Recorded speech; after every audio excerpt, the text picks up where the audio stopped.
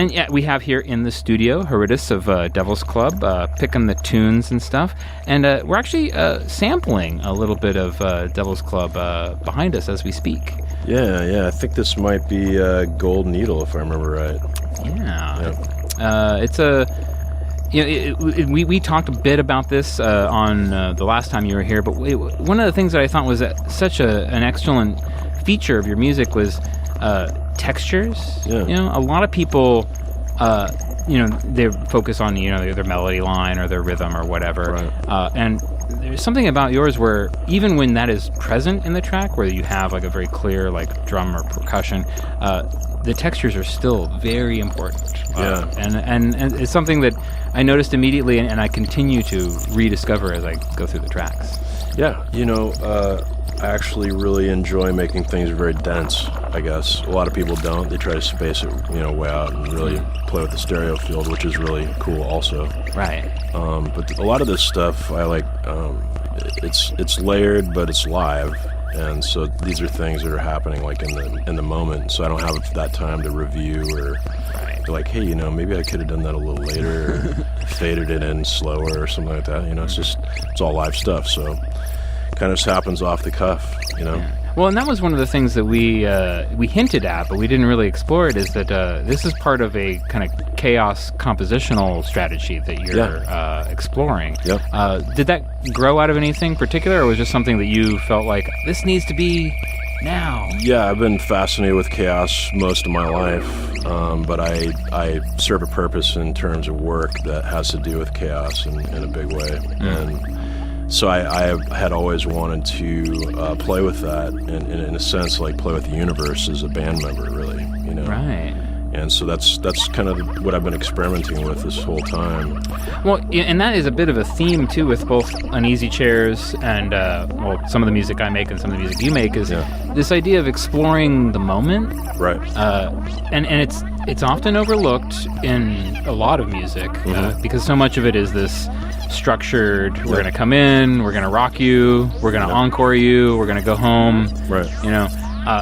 And there's those moments like, maybe they're different when you're on a stage or something like that, but when you're, at home composing, writing, and you hit this like field of composition or performance where you lose the moment, like it feels amazing, and I'm not sure if I can communicate that very well to people who are not exploring that kind of sound as well, because there's a sense, there's a sound, there's a feeling to it where I get lost. Yeah, same here. Actually, a lot of this stuff, even though I really enjoy listening to it after it's done, actually the recording of it is in a sense like detritus. It's actually what happened. So it's not. It's the least interesting anymore. part of the thing. Yeah. That's why a lot of times, I don't pay a lot of attention to.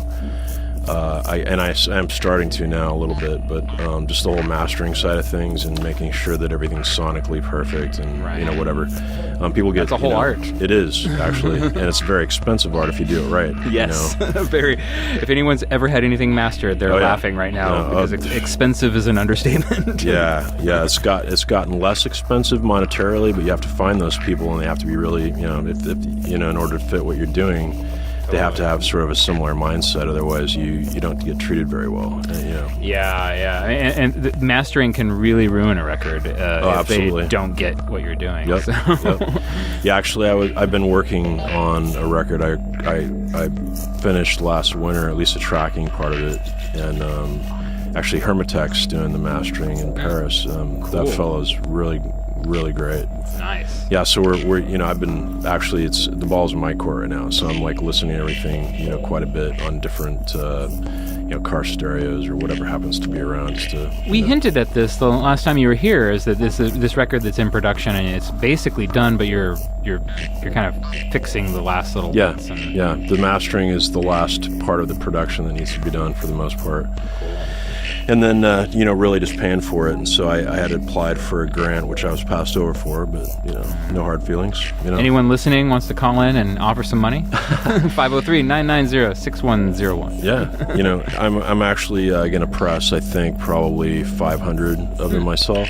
Nice. And I don't necessarily intend just to sell it. I'm probably going to give quite a few of them away, as you know. That inevitably happens as an artist. I had the best of intentions of making back all of my money, and I don't.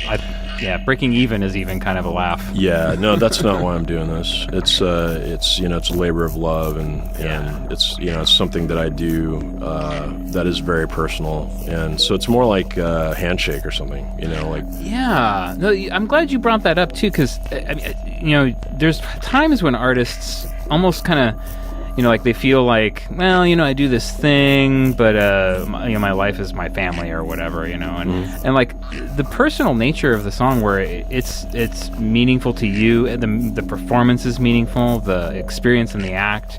Like, I don't always hear people say that, and it's something that I look for in music, that I feel like I identify and connect with, and I'm so glad to hear you say that. So. Yeah, you know, actually the piece that we're listening to came out of, it was right after I got an acupuncture treatment from a family friend. Wow. You know, and so the gold needle is actually part of his thing, you know. So this was a part of a few little series or whatever that was right after that first experience, and it was a really great experience. And so I was trying to kind of capture it in the audio piece, you know, because a lot of times it's the best way for me to sculpt something, you know, because I think with my ears most of the time, you know. I was talking to my wife about this too, where I told her I respond to audio so well that, like, if you really wanted to get my attention, like a song or a soundscape, I will turn my head instantly. Yeah, me too. Yep. So.